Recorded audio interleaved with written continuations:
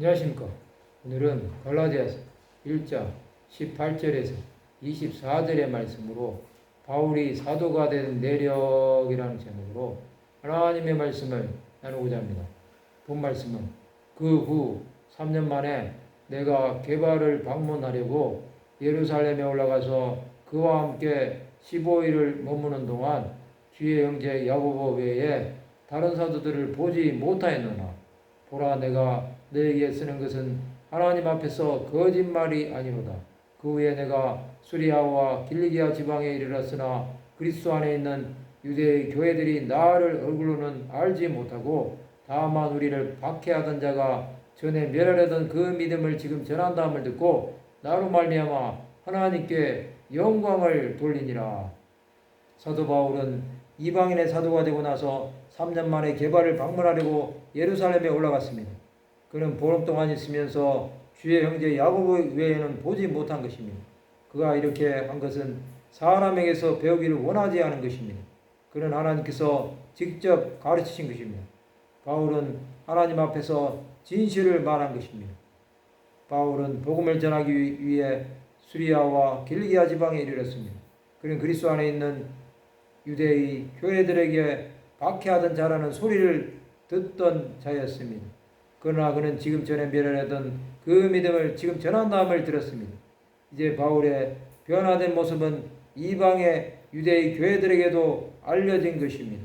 그들은 바울의 복음 전파로 말미암아 하나님께 영광을 돌린 것입니다. 바울이 사도가 된 것은 예수 그리스도의 부르심 앞에 순종한 것입니다. 그는 예수 믿는 자들을 박해하던 자였습니다. 그는 비방자요, 박해자요, 폭행자였습니다. 그런 그가 하나님의 긍휼을 입은 것입니다. 그에게는 하나님의 은혜가 없었다면 저주를 받을 자였습니다.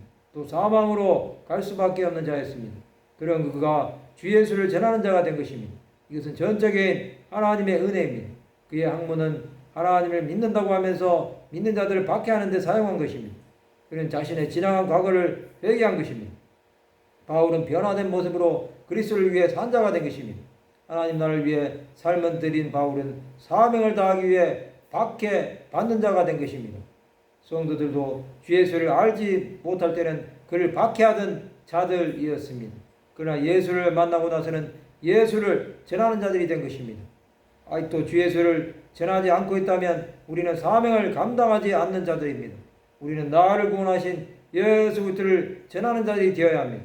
예수께서는 우리가 그를 시인하고 전하는 자가 되기를 원하십니다.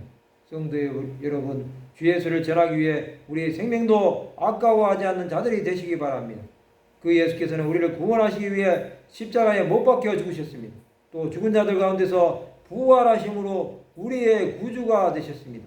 이 땅에 남은 우리는 주 예수를 따르는 자들이 되어야 합니다. 그것은 어디를 가든지 주께서 행하신 일대로 살아가는 것입니다. 내 안에 예수로 충만하다면 세상의 것들은 문제가 되지 않습니다.